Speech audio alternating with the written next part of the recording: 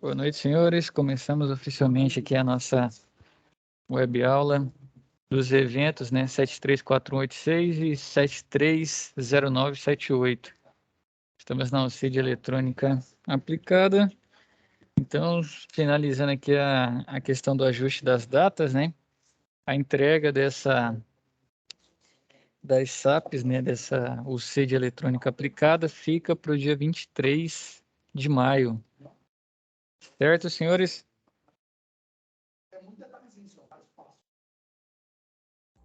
Certo. Então, ficamos ajustados assim. De qualquer forma, se a UC não ficar aparecendo para vocês, nós vamos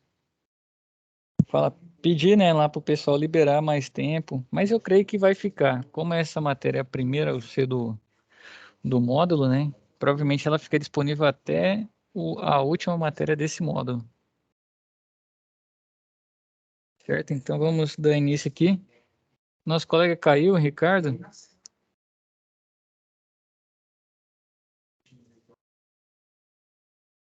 Acho que ele caiu. Deixa eu ver aqui as pessoas que estão. Acho que essa turma aqui é uma turma que tem mais alunos, mas é a turma que menos o pessoal aparece. Realmente o Jefferson está sempre aí, o Cláudio também, o Ricardo aparece às vezes, mas os demais tem muitos que nem aparecem na web aula. Isso aí complica no final que o pessoal não fica ciente do que está acontecendo, né? E acaba ocorrendo o que ocorreu lá no grupo da última vez, que o pessoal não sabia nem quem que era o tutor. Eu acho que a Maria não sabia nem que tinha web aula, né? Já tinha ocorrido umas 10, então o pessoal fica perdido, né? E muitas vezes depois vai se sentir injustiçado, mas sem nem saber o que está acontecendo. Se vocês puderem ajudar e passar um pouco dessas informações aí para o pessoal lá, quem vocês conhecerem, né? Igual foi o nosso colega o Ricardo, que está junto com... É você, Jefferson, que vem junto dele? Eu não consegui pegar o nome de quem. Cláudio, né? É, o sou eu, Cláudio. professor. Então, se tiverem alguns colegas que vocês conhecem também, e puder dar um recado para eles aí que a gente mudou as entregas, né? E que está tentando ajustar da melhor forma para não prejudicar ninguém. Fechado? Então vamos lá começar a nossa aula, né? Já não lembro mais qual foi o colega que perguntou sobre os transistores, né? NPN e PNP. Então hoje aqui nós já começamos com esse assunto, né? Que foi o que a gente paralisou na última web. Então, o transistor pode ser do tipo NPN ou PNP. A diferença está relacionada à estrutura do dispositivo. A diferença funcional entre os dois tipos está no sinal aplicado na base do mecanismo para que ele entre em operação. Para análise funcional, adota-se um transistor polarizado para operar como chave, ou seja, na saturação ou no corte. Basicamente, a gente viu naquele gráfico da última aula as zonas de saturação e zonas de corte, né? Justamente é isso, o transistor vai operar dentro daquele gráfico. Ah, quero que ele comece a operar, e vai ser como uma chave, né? Quero que ele comece a operar quando passar a zona de saturação e ela é de 0,7 mA. Ou a zona de corte 0,2 mA. E assim vai. Então aqui o primeiro NPN, né? Tem a estrutura. Aqui o C de coletor é N, a base é P e o emissor é N. Nesse tipo de transistor, nota-se que os terminais base e emissor há uma junção do tipo PN, base, emissor, PN. Vocês não conseguem ver meu mouse aqui, mas estão vendo a figura, né? Igual ao diodo semicondutor. Deste modo, para que o sinal possa fluir do terminal para a base, terminal da base para o emissor, é necessário que a diferença de potência entre esses terminais supere a barreira de potência da junção, conforme estudado no diodo semicondutor, que a gente viu lá. Tinha aquele diferencial a zona, se não me engano, era depleção, né? A zona de barreira, né? Potencial da junção desses dois elementos. Então, alguns eram 0,3, o germânio era 0,3 e no silício era 0,7. E aqui o transistor PNP, aí inverte. Lá a base era no P, aqui a base é no N. O coletor, o emissor, agora já é no P. A estrutura interna do componente é apresentada a seguir. Neste tipo de transistor, nota-se que os terminais, ou nota-se que entre os terminais emissor e base, há uma junção do tipo PN, emissor e base PN também, igual ao diodo semicondutor. Deste modo, para que o sinal possa fluir do terminal do emissor para a base, é necessário que a diferença de potência entre os terminais supere a barreira, similar ao outro. Só que qual que é a diferença? Terminais do emissor e base. E aqui na anterior, fluir da base para o emissor. Da base para o emissor, PN. Então vai estar num sentido. E aqui, do emissor para a base. Vai ser PN também, só que em outro sentido. Por isso que o colega trouxe, eu não lembro qual foi o colega. Se tiver aqui, já dá um ok, dá um sinal de vida. Por isso que o colega falou que depende muito. Se você tem um NPN e um PNP para fazer a medição. Tem um que quando ele esfria mais, ele aumenta a resistência. E outro, quando esquenta, aumenta a resistência dele, dá um sinal na onde você quiser colocar, né? Geralmente é na placa e assim vai. Quem que fez esse questionamento na última aula? Acho que foi o Ricardo, não? Ou o Ricardo mesmo? Ou era importante ele estar aí então, hein? Aí ele ia ver agora que a diferença é na construção dos dois. Vai do emissor para a base, então ele sempre tem uma junção PN, e aí o que muda é o sentido. Por isso que um, de certa forma, é positivo e do outro é negativo. Então, de certa forma, um esquenta, quando esquenta aumenta, e o outro quando esfria aumenta. Aqui o funcionamento do transistor como chave, né? Quando o transistor é configurado como chave, ele pode operar duas regiões, na saturação ou no corte. Então, depende do tipo de polarização que você vai fazer. Então, para visualizar um circuito com o transistor operando como chave, observe a figura que segue. Veja que quando a chave é fechada, o LED é ligado e quando a chave é aberta, o LED é desligado.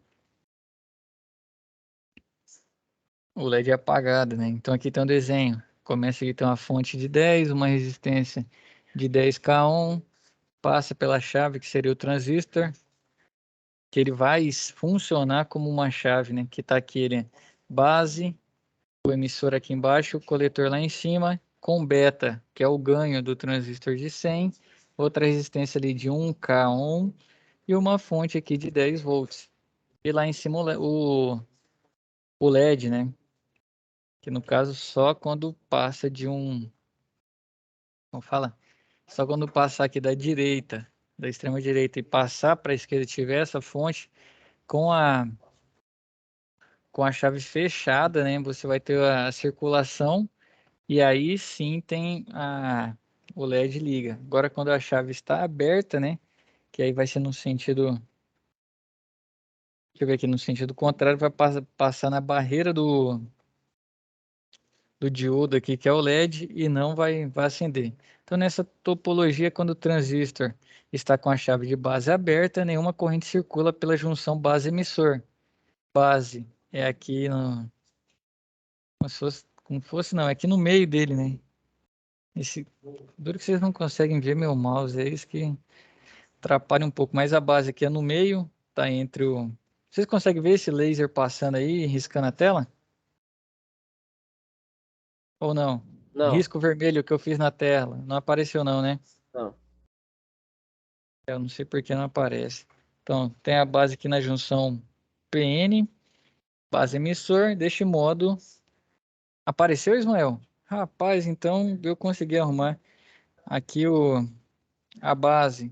Conseguiram ver o risquinho vermelho que eu fiz? E o emissor aqui. O Ismael viu. Então já consegui. Valeu pelo feedback aí. Se os demais estão conseguindo ver. Espero que estejam. Então, bom, voltando aqui, nenhuma corrente circula pela junção base-emissor. Deste modo, nenhuma corrente irá circular através da junção coletor-emissor, que é daqui para cá. Este comportamento caracteriza o transistor no corte. No corte, como não há corrente circulando na junção coletor-emissor, que é aqui, também não haverá corrente no LED, desligando, deixando o mesmo apagado. Então, se não tiver uma corrente aqui na junção, né, coletor-emissor, não há corrente para passar para o LED. Então, precisa que essa chave esteja fechada, que seria o uso do transistor. E aqui como amplificador, que é comum. Isso aqui é bastante comum. O de corte também é comum, né? Depende muito da finalidade que vai ser construído. Então, para o transistor amplificar um sinal aplicado em seu terminal de base, é necessário fazer com que o componente opere dentro da região ativa. Quando polarizado desta forma, um sinal aplicado na base do transistor, compreendido dentro de certos limites, permite ele dar um ganho deste sinal. No circuito a seguir, pode-se notar que um sinal aplicado na base é extraído do coletor do componente com as mesmas características, porém com amplitude maior. Então, o que seria amplitude? O comprimento da onda. Então, essa aqui ela está o ganho já em decibéis, né, em dB, quando se amplifica. E aqui, vamos dizer que ela está com essa amplitude aqui de 1, nesse desenho que eu estou passando o vermelho aí na tela. Isso aqui, vamos dizer que a amplitude dela é 1. Passou pelo transistor, ela consegue ter um ganho, vamos dizer que o ganho é dobrar. Então aqui ela já consegue ter uma amplitude de 2. Dependendo da construção do transistor, os ganhos são maiores, né?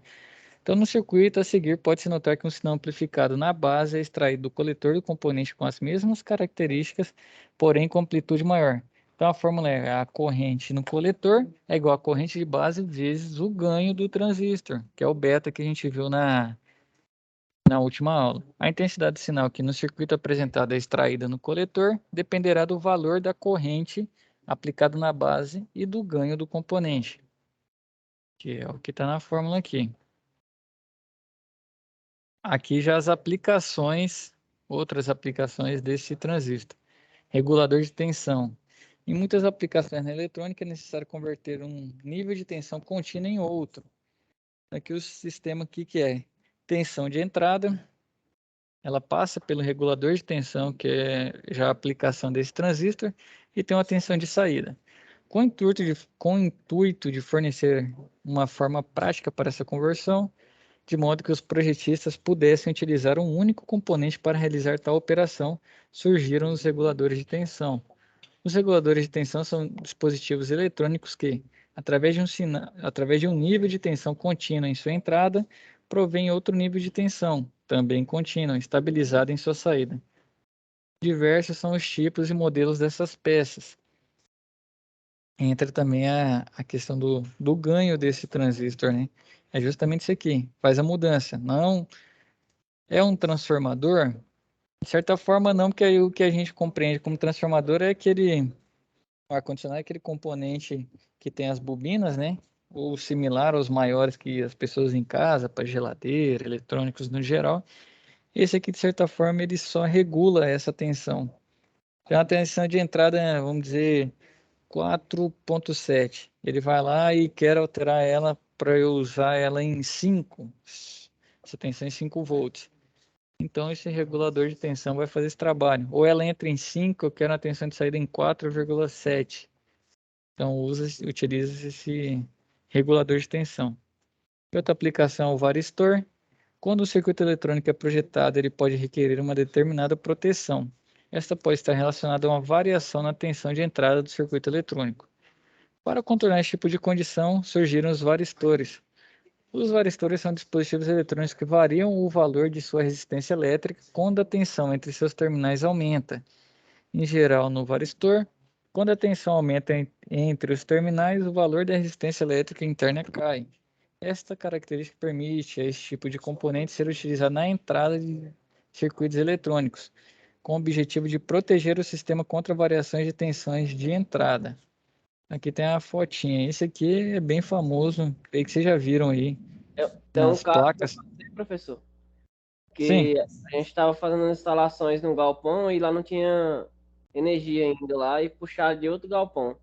Aí lá eles colocaram o que a gente chama aqui de robozinho, coloca um pallet no chão, aí coloca um disjuntor, né? Aham. Chega com os cabos e leva até no quadro que já estava montado do galpão.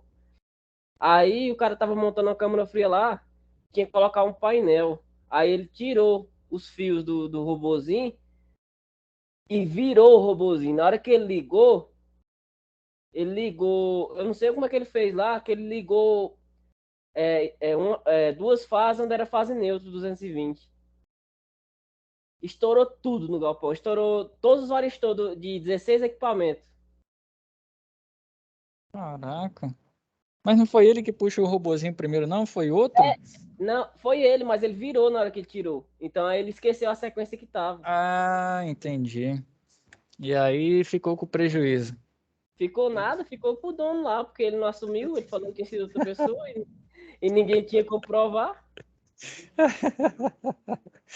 Aí é brabo, eu tô rindo, mas não é que eu tô achando bom, não, bicho. Eu Ó, gosto de ninguém tomar prejuízo, não. Eu aí, tô rindo da... Galpão tem um monte de cara trabalhando lá. Aí acontece uma merda dessa, ninguém viu. Quem viu não fala, aí ninguém assume. Aí tem que fazer a substituição dos... O que que estourou? Só os varistores ou estourou mais coisa? Dos ar-condicionados foi os varistores e os fusíveis. Foi só isso, então. Só, deu sorte ainda. Ah, Agora, as lâmpadas queimaram tudo. Os protetores de surto do quadro queimou tudo. A é o sorte que bom não que tava todo funcionando, então. Se pensar pelo lado bom, não vem nenhum com defeito de fábrica, né? é, As proteções de surto entraram na hora certa. a sorte também Pensou que assim... não tinha Ah, mais nada ligado, sabe? Só tinha uns ar-condicionados, não tinha nada, não tinha. O galpão tava vazio, as salas estavam vazias ainda. é bom também que tinha bastante equipamento com proteção, né? Que se tem um equipamento sem proteção, aí o prejuízo vai sendo maior. E o cara que projetou já fez bem, né? Não sei se foi você ou algum colega seu já colocou dispositivo de surto lá justamente para Foi um segurar amigo as meu, pontas. foi um amigo meu. Então, aí o cara já montou um projeto bacana. Porque geralmente o pessoal não preza muito por, sim, grosso modo, né? Pelo menos o que a gente vê aí acontecendo. O pessoal não preza muito por segurança, não. Segurança elétrica, né? Colocar dispositivos de surto, colocar todos os outros tipos de proteção, né? Que são opcionais na montagem de quadros no geral. O pessoal deixa de lado, cara. Imagina aí se não tivesse esse dispositivo de surto, né? O que que poderia causar? Você já tá safo na prática, então, né? Já vivenciou. Eu passei por isso aí, porque ali era um prejuízo grande. Era 16 equipamentos da Daikin de 18 mil BTUs. Acho que deve estar uns 4 mil cada um, 3 mil e pouco. E daí que ainda é difícil você ver na praça, né? Aqui eu instalo demais, eu acho que é o equipamento que eu mais instalo. Daikin Fujitsu. Quem eu vejo. Você tá em Goiânia? Não, Brasília. Brasília? Rapaz, tá forte. Daikin aqui é. Eu não vejo tanto Daikin, não. Não sei se eles estão mais fortes no mercado agora, né? Eu sei que são máquinas aí. Também o pessoal fala das melhores que tem, né? E essa máquina nova agora com R32 tá vendendo demais. Com a R32 eu vi o pessoal fazendo ainda, como fala, experimento sobre o R32 e tal, pela questão da inflamabilidade dele. E a classificação dele mudou, provavelmente eles já vão tirar já, vai ter que entrar outro fluido. O 32 não vai dar certo, você fala? Não, porque a classificação dele lá, que eu esqueci o nome.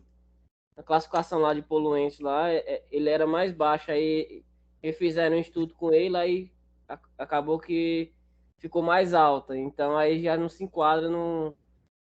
Ah, na ideia, né? Que a na- ideia é que é, ele poluísse menos que o 410, só que ele tinha o problema da inflamabilidade, né? só Pelo que menos a aí última vez que eu vi. o que apresentaram que ele era, a questão da poluição dele lá, do efeito estufa, quando aí fizeram o teste lá, ele não correspondeu, não. Ixi, então eu vi o pessoal fazendo, desenvolvendo um estudo dele. Eu vi assim cara, era um artigo, eu nem lembro de onde, que era a universidade, não sei de onde aí, falando sobre isso, né? Que ele seria o próximo substituto do 410. Então já não deu certo. Nem sabia dessa aí, Jefferson. Só para terminar, a Daikin, só para você ter ideia, a evaporadora de 9 e a 18.000, ela é o mesmo tamanho. E vem com o mesmo número de aleta lá? É basicamente a mesma coisa, tudo a mesma coisa. Tudo a Placa, mesma coisa? tudo. A evaporadora, tudo. Rapaz, então vale a pena você comprar um de 9 e depois trocar só o evaporador, hein? Pois é, só que ela é cara de todo jeito. É Mas verdade. só que as inverters não vendem não, separado não. Esse dia atrás teve um cliente nosso que teve problema que caiu, eu não lembro o que caiu. Pelo que disseram, foi um pedaço de grade em cima da condensadora. Foi tentar comprar, não conseguia mais marca nenhuma. Hoje em dia o pessoal não. Muito difícil encontrar. Acho que só na internet mesmo assim tá difícil. Isso. Só vendem um par. Já aconteceu comigo já do cara roubar 2 condensadores e ter que comprar máquina nova. E aí é dureza, hein? Valeu a participação, Jefferson. Essa do R32 eu nem não tava sabendo, não. Não sei se os colegas já estavam por dentro aí também. Mas era para ser o substituto, né, do 410. Pelo que o colega trouxe para a gente a atualização, não tá dando certo, não. Então vamos seguir com 410 aí por mais tempo, hein? Então, vamos lá, transformadores, né? Circuitos eletrônicos em geral funcionam com níveis baixos de tensão.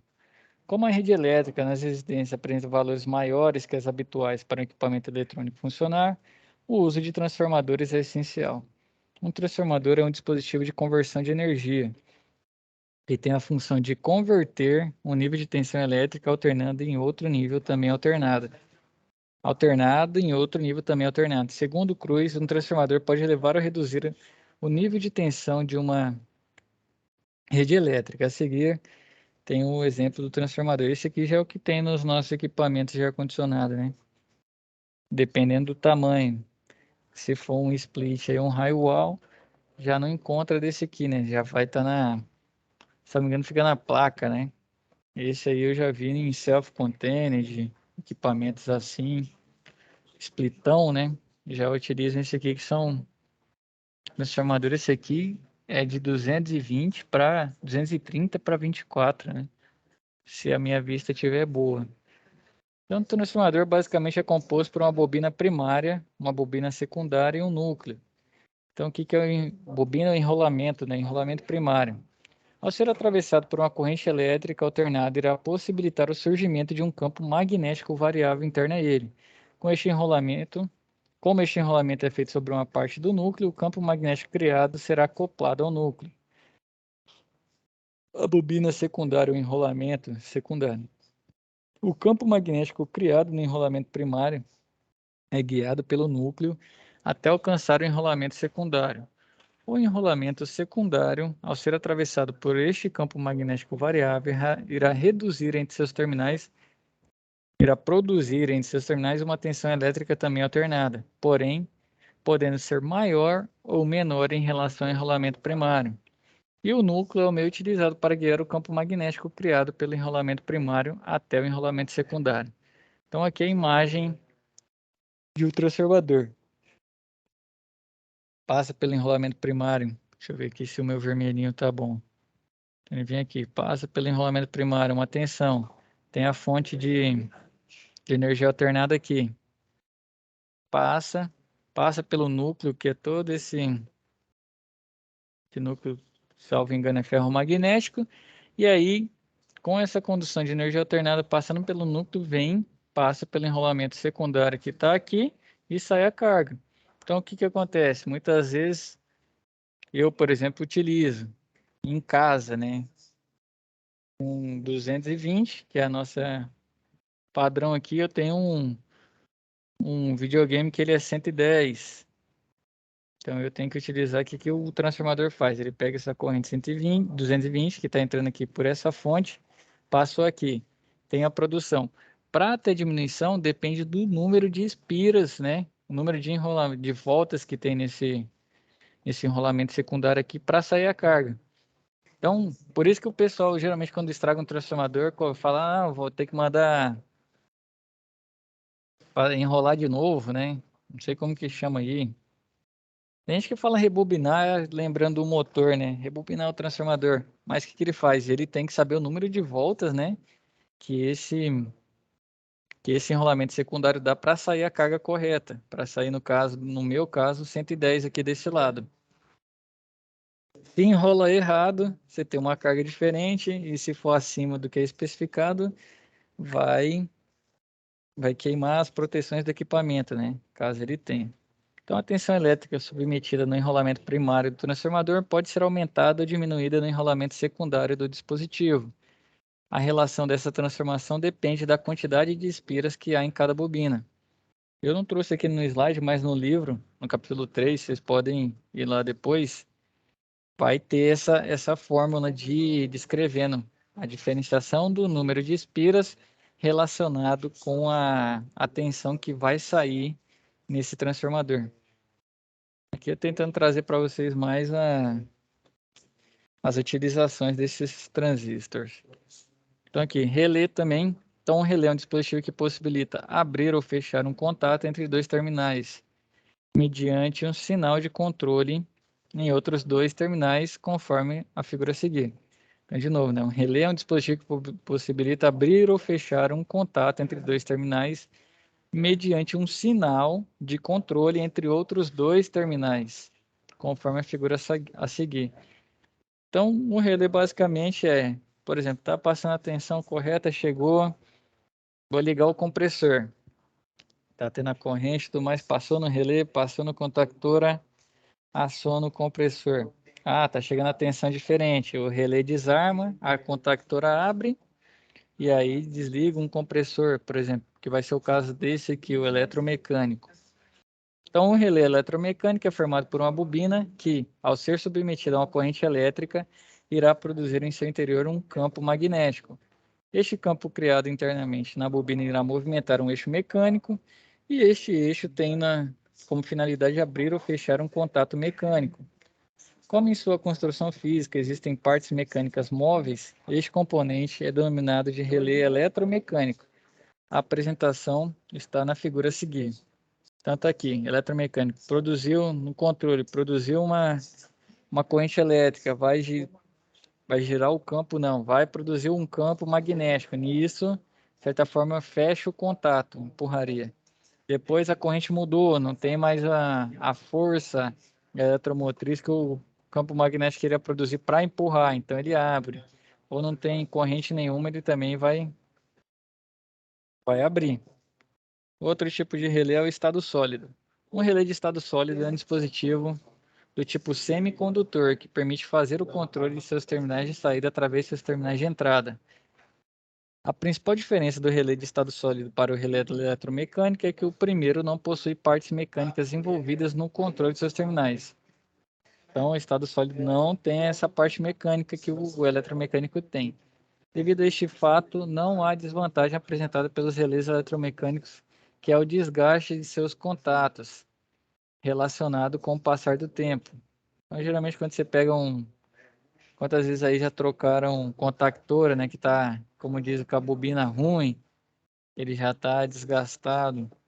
Esse é um tipo de desgaste mecânico que os equipamentos têm. Às vezes pode ser um disjuntor que trava, ou você tem um relé térmico, né, que já não está fazendo a medição da forma adequada. Porque o térmico são duas chapinhas de metal, né, um metal diferente, que elas vão dilatar de acordo com a corrente e quando chega a um determinado comprimento ela desarma. Então, de acordo com o desgaste, né, esses equipamentos vão perdendo as zonas de trabalho que são as ideais. Então, às vezes varia um pouco mais, começa a variar. E aqui também não é diferente. Então, no estado sólido não tem essa desvantagem. Em geral, esses dispositivos são construídos com LEDs, principalmente do tipo infravermelho e um fototransistor. Fototransistor é um dispositivo, também semicondutor, em que o sinal que controla sua base é um feixe de luz. Então, relé de estado sólido, eu lembro de um que vai ter essa questão do infravermelho, projetando, vai ter um feixe de luz para controlar, geralmente é portão de condomínio. Alguém lembra alguma outra funcionalidade? Professor, não sei se esse relé PTC de geladeira, modelo PTC, que não é eletromecânico mais, como que ele funciona? Ele seria sólido? Relé PTC. Rapaz, agora você fez uma pergunta boa. Estou tentando lembrar. Eu lembro deles na câmara, na geladeira frigorífica. Deixa eu lembrar esse relé PTC como que é.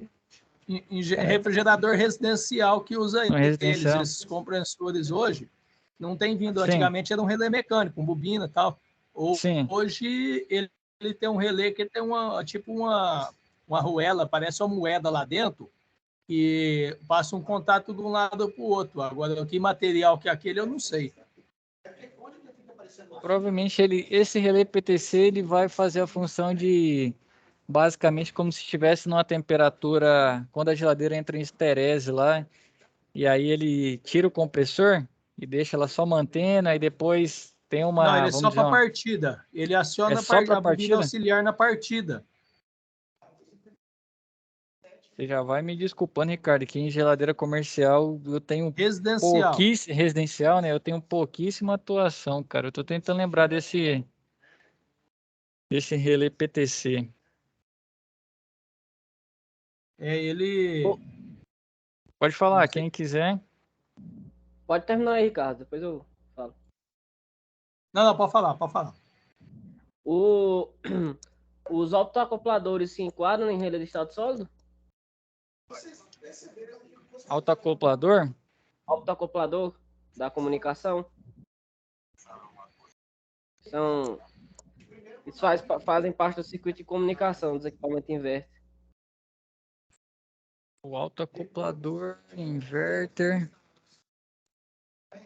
Que ele tem duas pecinhas na placa, aí essas duas pecinhas se comunicam de maneira com sinais luminosos. Por exemplo, Acho que eu sei qual que você está falando agora. baixa a rotação do compressor, aí pisca duas vezes, aí recebe e manda pro É condensador. isso mesmo, é.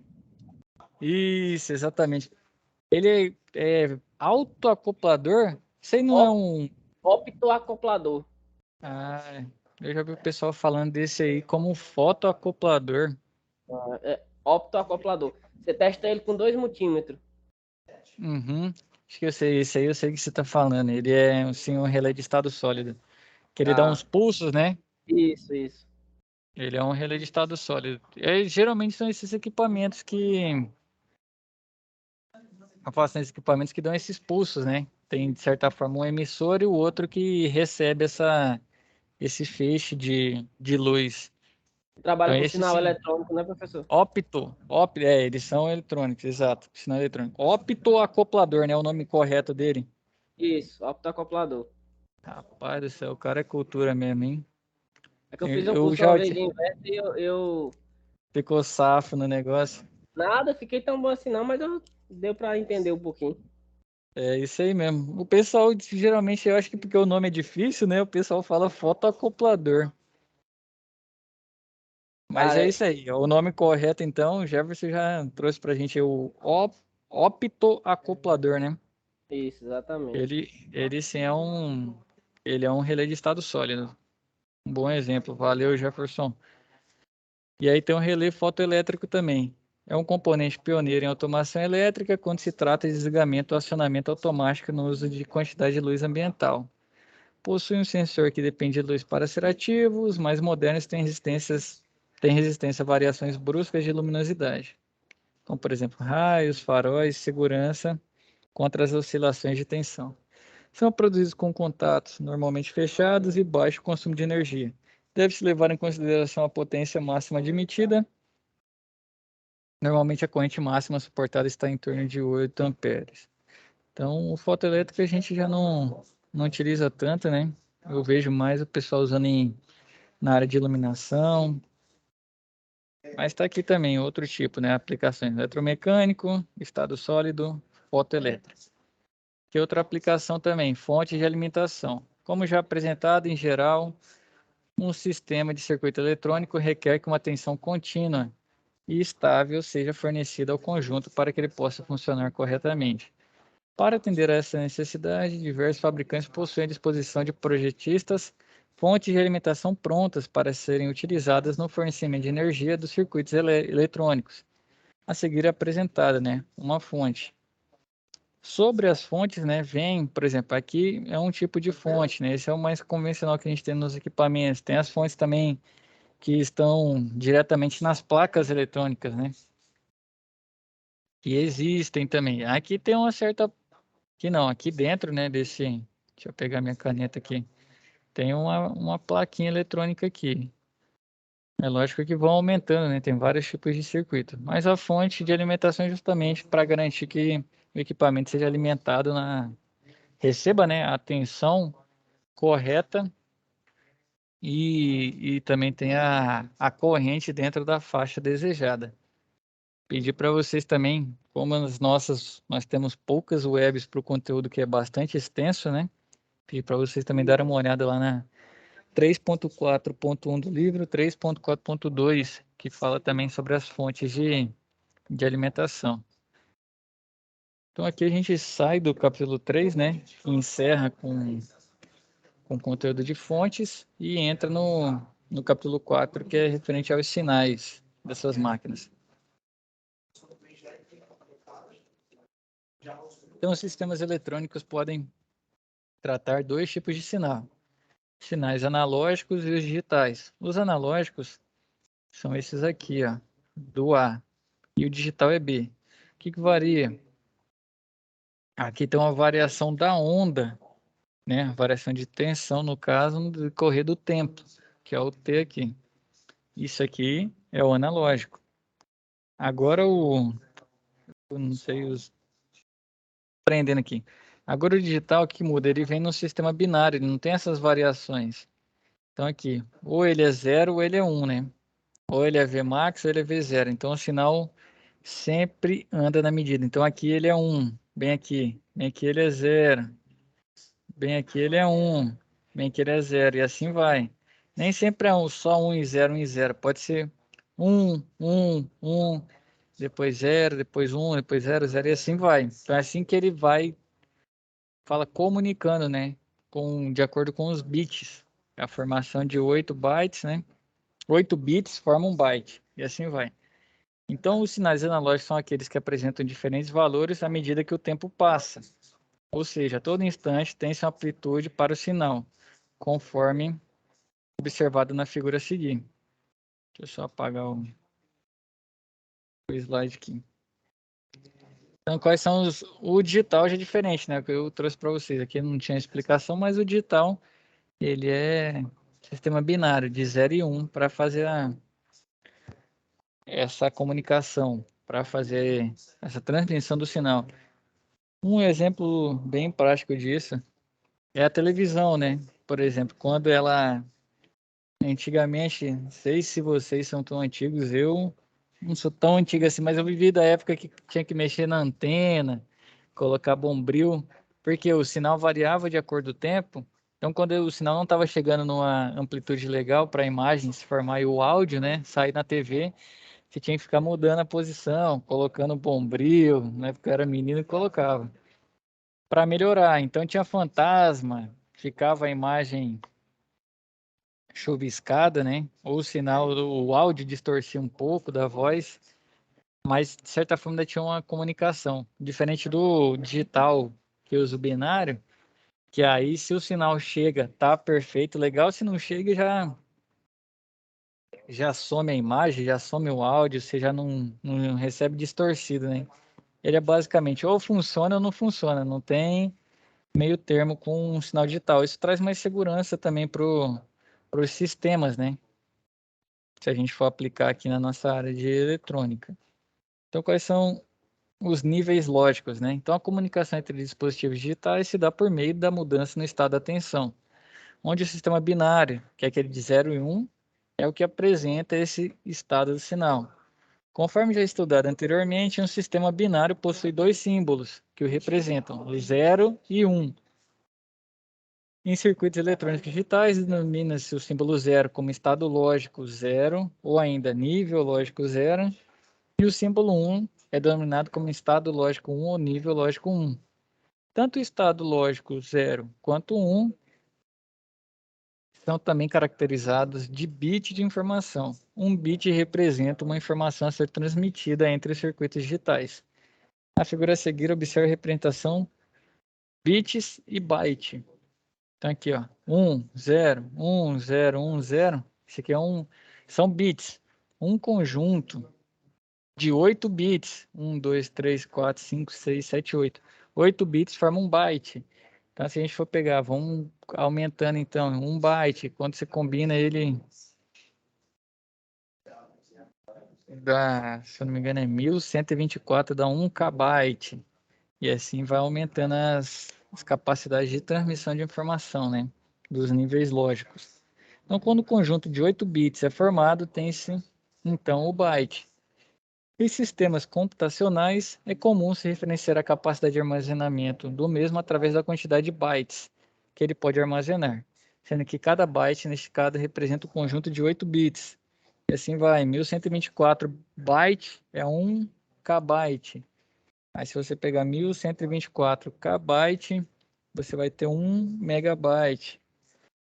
E 1124 megabyte, você vai ter 1 gigabyte, salvo engano.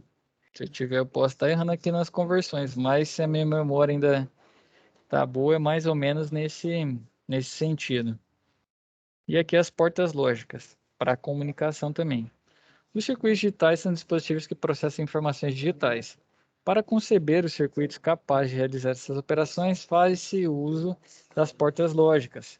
A porta lógica é um dispositivo que tem a finalidade de tratar informações digitais em suas entradas para o controle de sua saída. Segundo Capuano, em 2014, os circuitos integrados que estão inseridos em boa parte dos sistemas eletrônicos, por exemplo, celulares, microcomputadores ou televisões, dispõem de portas lógicas para suas operações. Diferentes portas lógicas podem ser encontradas e cada uma possui características diferentes de funcionamento. Então aqui as principais, né? Tem a porta END, que é a porta I. Então se ela receber sinal nas portas A e B, passa o Y, senão não passa.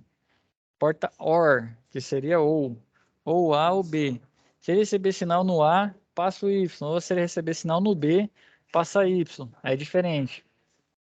Da porta END, a porta END tem que ser os dois, A e I. Só ler aqui, depois a gente volta. Nas portas lógicas apresentadas anteriormente, os terminais descritos como A e B são suas entradas e o terminal Y sua saída. Estas podem ter um número maior de entradas. A quantidade vai depender do modelo e do dispositivo escolhido para uso. Então aí vem, né, as variações. A porta N-End, que seria, se eu não me engano, é o Not End. E aqui a Not Or, ou a porta Not. Pode ver que ela caracteriza pela bolinha no final. Aí tem a XOR e a XNOR. E assim vai implementando as portas, né? De certa forma, para ter um nível de controle que você quer de acordo com os sinais que você está recebendo nas suas portas de entrada, para saber se vai sair ou não um sinal no seu terminal de saída, na sua porta de saída. Eu vou pedir para vocês também, salvo engano, isso aqui está no capítulo, vai estar nesse aqui, ó, de portas lógicas 4.4.2. Vocês também darem uma olhada lá para a gente conseguir tratar o máximo de assunto aqui na nossa aula. E aqui as memórias, né? Então, como vem o equipamento ao processar informações, tem a necessidade de guardar momentaneamente alguns dados ou ainda armazená-los para o futuro. Para que seja possível o armazenamento dessas informações em sistema digital, se faz uso das memórias ou dispositivos que tenham a capacidade para tal. Segundo Capuano, as memórias são largamente utilizadas na informática. Um computador, por exemplo, dispõe de memórias para que possa guardar as informações relacionadas ao funcionamento do equipamento. Então aqui os tipos de memória. Esse aqui tem muito no circuito integrado, né? Vocês já viram aí nas placas eletrônicas muitas vezes aqui, que é a memória daquela placa, né? Que armazena as informações para que ela vai trabalhar que ela vai fazer, de certa forma. Quais as portas lógicas de entrada, quais são os ranges, né, de informações que ela recebe, o que elas vão transmitir, né, na porta, no terminal de saída e por aí vai. Então, as informações armazenadas em uma memória estão no formato de bits, ou seja, são zeros e são uns. Então, é 0 ou 1, sistema binário. Então, quais são os tipos de memória, né? Tanto a memória RAM, que é a Random Access Memory, né? São memórias de tipo volátil, que ao ser retirada sua alimentação, perde-se a informação armazenada. Essas memórias, em geral, são utilizadas para gravar dados momentaneamente. Geralmente, quando você, por exemplo, celular hoje em dia, né, o pessoal já escolhe de acordo com o tanto de memória RAM que tem. Porque se você quiser fazer vários processos ao mesmo tempo, né, são dados momentâneos, então você precisa de uma memória RAM legal, ou quer rodar um aplicativo específico que demanda, né, bastante memória RAM. Então, essa já é mais comum para a gente. Creio que vocês também já têm familiaridade com ela. Tem a memória ROM, né, que é a Read Only Memory. São memórias do tipo não volátil, ou seja, mantém a informação armazenada mesmo tendo sua alimentação retirada. Contudo, esse tipo de memória é utilizado apenas para a leitura dos dados nela armazenados. A gravação das informações nesta memória é realizada em fábrica. Então, no caso, você não consegue regravar informações nela. Ela vem já com essas informações, né? E são lidas independente se você parar de alimentar ela ou não. Tirou a alimentação, ela continua tendo a possibilidade de fazer essa leitura quando você voltar a alimentá-la. Diferente da RAM. Se a RAM está com a informação agora, você desliga e volta depois, ela já começa sem as informações que você tinha antes.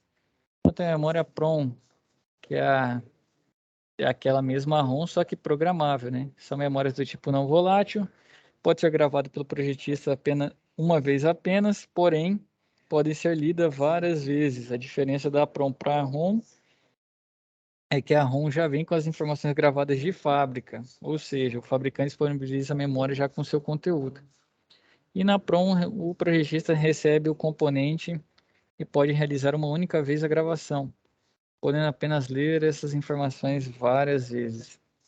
E tem a EPROM, que é o Erase. O Erase é de apagar, né? Então, já são memórias que a gente pode apagar a programação dela. São memórias do tipo não volátil, esse tipo de memória pode ser gravado algumas vezes, porém, para apagar as informações contidas nela, é necessário submetê-la à luz ultravioleta. O processo de limpeza da memória é realizado aplicando a luz ultravioleta em uma janela presente sobre a superfície do componente. O quinto é o EEPROM, que ela apaga eletricamente, né? Electric Erase. Então, são memórias do tipo não volátil. Então, volátil é que apaga quando para de alimentar. Não volátil é que ela se mantém mesmo depois que é retirada da alimentação.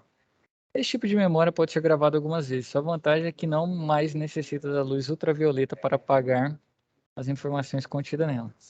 Para isso, são utilizados sinais elétricos. E agora, a mais nova, né? Aqui está revolucionando aí, que é a memória flash, que é presente, né? Presente em pendrives. Pessoal, se eu fiz o barulho aí, vocês me perdoem, hein? A memória flash é uma memória do tipo não volátil. Esse tipo de memória pode ser gravada e apagada algumas vezes e possui também alta capacidade de armazenamento.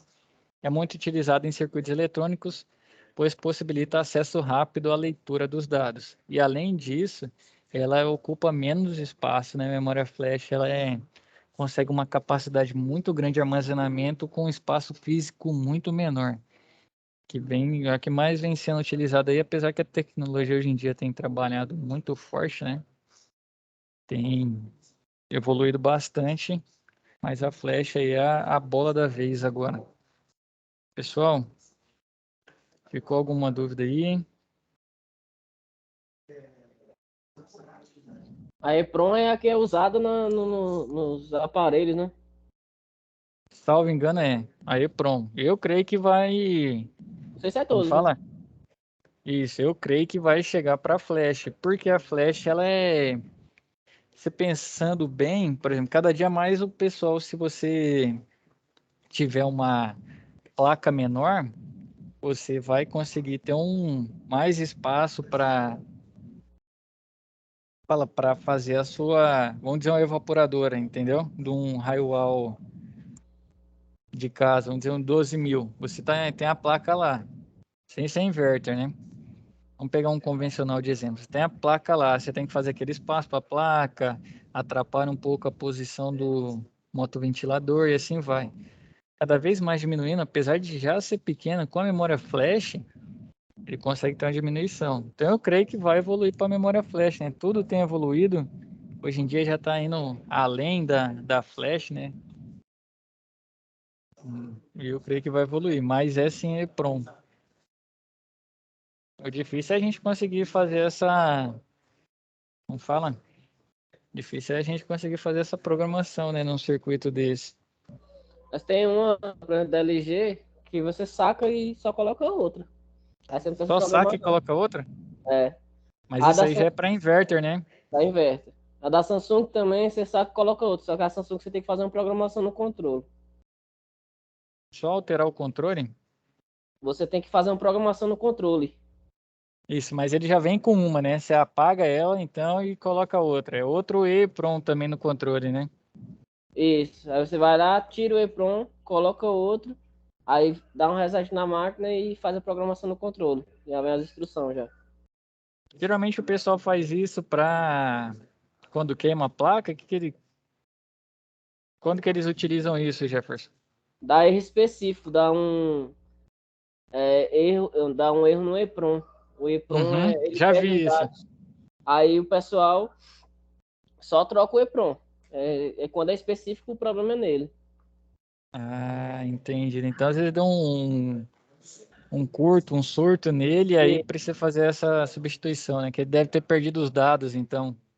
às vezes apaga os dados, aí a máquina não faz, não, já entra em erro automático quando ela liga.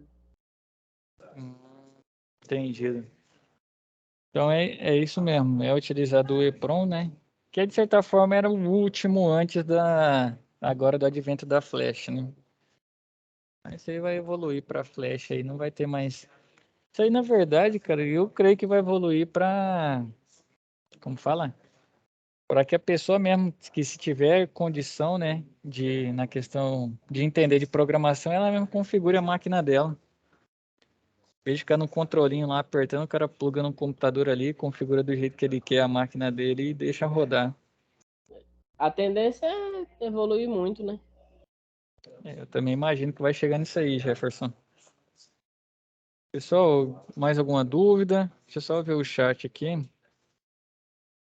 Ah, o Ismael dando. Rapaz, foi bom demais vocês me contarem que apareceu. Devo ter uns muitos meses tentando usar esses trem aqui.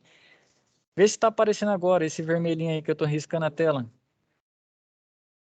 Apagou agora. Risquei de novo. Tá aparecendo para vocês ou não? Pra mim não aparece, não. Não, né? Só se eu Não. usar esse aqui, né? Esse aqui aparece. Tá arriscando aonde? Na tela mesmo, no slide. Não, não dá pra ver, não. Se o Ismael puder me dar um feedback aí. Você ficou todo riscado de vermelho aí, Ismael. Se for, isso aqui vai ajudar demais, cara. Pelo menos tá aparecendo para alguns.